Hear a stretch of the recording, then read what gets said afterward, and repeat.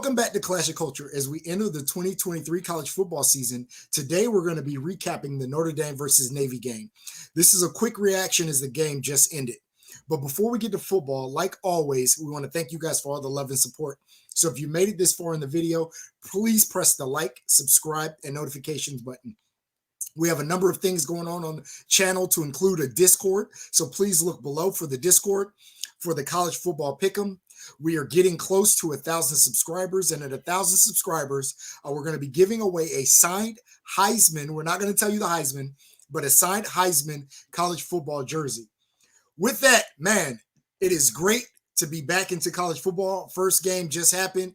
We are literally in between right now. The USC San Jose State game is about an hour from happening. So, Stephen, what's your thoughts? What's your thoughts on Notre Dame, Sam Hartman, and how they looked? Yeah, so obviously we've been doing our preview series the last 2 months, and Hartman was a big, topic of discussion here on the channel as well as in, general college football media. Yeah.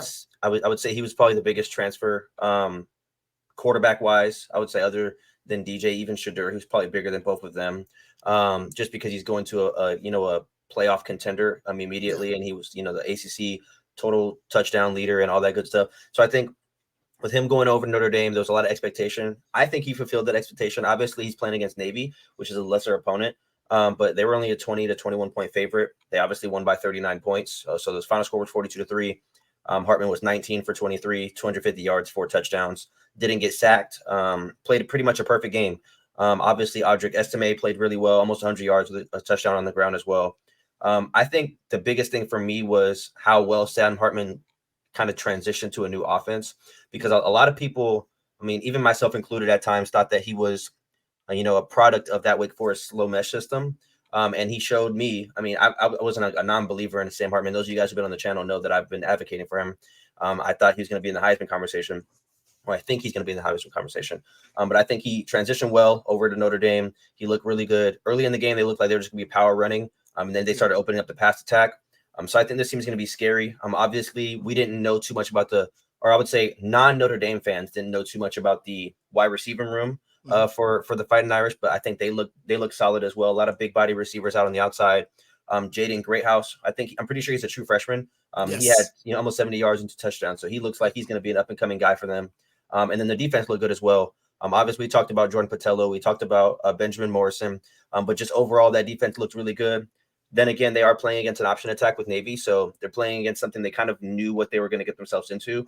Option teams are always kind of hard to prepare for, but it's also easy because they're not going to throw the ball. And being a Clemson fan, playing Georgia Tech for all those years, I kind of knew, every time we go in to play them, what to expect. I knew that if we kind of got up big, it's going to be hard for them to come back because they can't throw the ball down the field.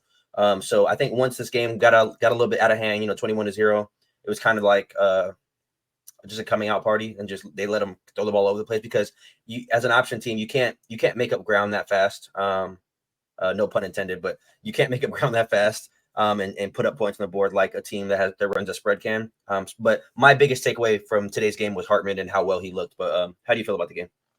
Yeah, I think a couple of things. I think you got to really see the experience of Hartman, how he was able to navigate the pocket. You've seen the touchdown to Greathouse, just like you mentioned, where he kind of maneuvered, got pressure early, was able to maneuver in the pocket, and then kind of, I don't want to say on the run, but kind of maneuvering, he was able to see Greathouse, keep his eyes downfield, see Greathouse, and throw for a touchdown. I think that's what's going to make Notre Dame scary. The concern for Notre Dame really coming into this season was who was going to be the wide receivers, who was really going to step up. We talked about Mayer and how much he meant to that offense, Styles, how much he meant to that offense, and they're both gone. So maybe this Greathouse guy is going to be legit. Again, as you mentioned, a true freshman. So that may be their number one. You had Jaden Thomas, who also went over 60 yards. I like Chris Tyree. So it looks like they have some weapons, but I want to caveat this by saying, and I think you said this a number of times in your speech as well, that this was against Navy. Navy doesn't have 5-star athletes. I think we're going to get a better picture of Notre Dame and Sam Hartman with this team when they play a team that can provide a little bit more resistance. Like you mentioned, that offensive line early was really able to open up holes. And really what I think is, at the end of the day, that is going to be Notre Dame's bread and butter. They are going to be a power run team that throws out a play action. Really, kind of as you've seen their first, I think their second touchdown came off a play action pass. But early, they just really forced the ball down Navy's throat. Now, maybe this was just part of the fact that they were playing Navy and they were just bigger, stronger, faster.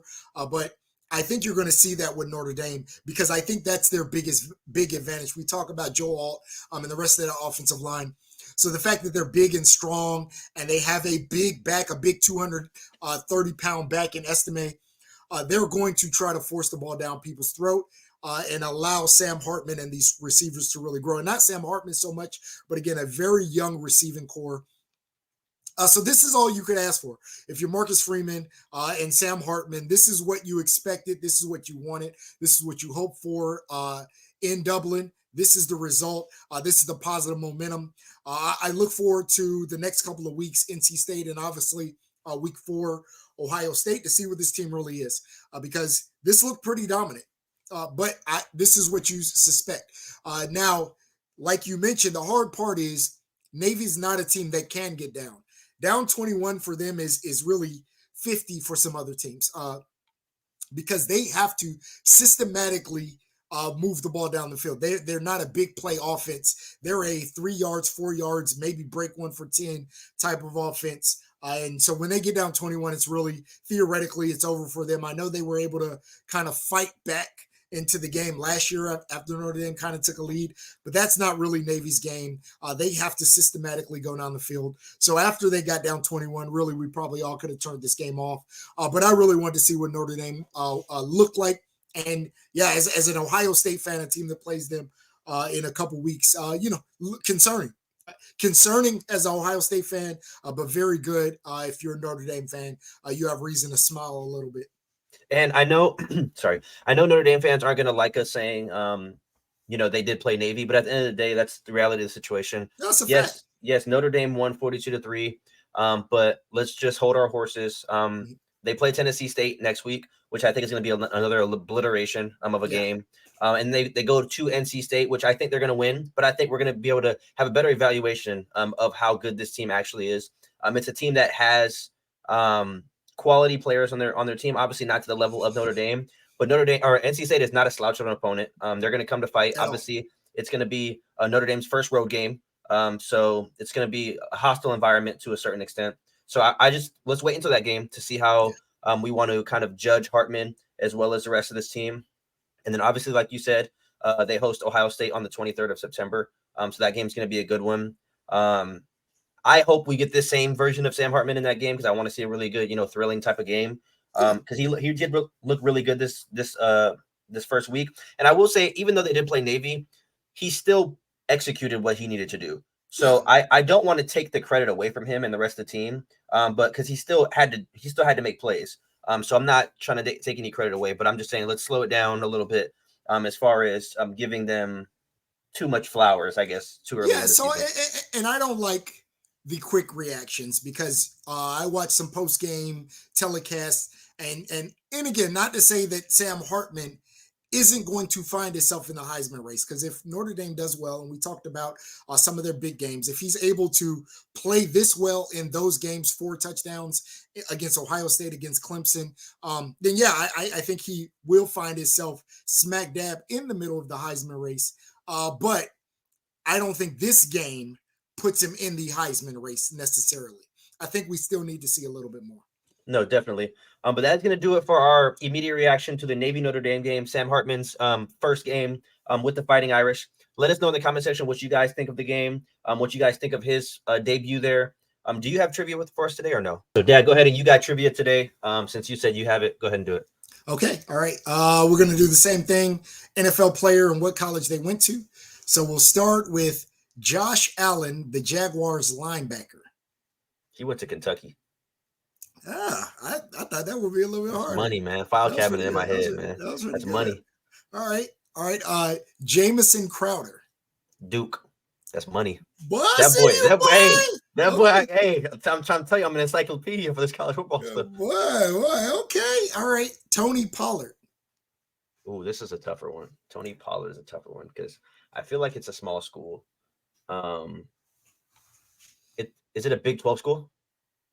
No. Oh, I might not know it then. Tony Pollard. Did he go to like Tulsa? No. Where did he go? To Memphis. Oh, I knew it was like a team in the South, but I didn't know which one it was off the top of my head. All right. Last one. And I'm gonna mess this name up, but I'm gonna make sure I give it to you. All right. Fo Isade. Olakun. Oh God. Yes. I don't know where he went, bro. I don't know. And I be using him in Madden all the time. Yeah, he's a monster. I don't even know like where to guess. Is it a Power 5 school? No. Oh yeah. Go ahead and tell me. I'm not gonna know what it is. All right. This is gonna help you. But I don't think you never would have got this because when I seen it, I was like, what? He went to an Ivy League school. Yale? Yale. That's crazy. Yeah, he went to Yale. Yeah, I did not know that. When I saw, I was like, well, Yale. Yeah, that one threw me. That one threw me. That's crazy. I didn't know Yale. Yeah, that's a good one. That's not somebody that I ever even remember seeing play in college or anything. Well, I haven't watched a Yale game before. As always, thank you guys for sticking around this long. Let us know how you did on the trivia. Join the Pick'em in the description below. Join the Discord as well. We talk football in there every day. Our next live show is going to be this Wednesday instead of Friday. My dad has another business trip coming up, so we're going to be doing it on this Wednesday instead of him having to do it in the airport again. So make sure you guys hit the notification bell so you guys don't miss that. We'll see you guys tomorrow. Peace out.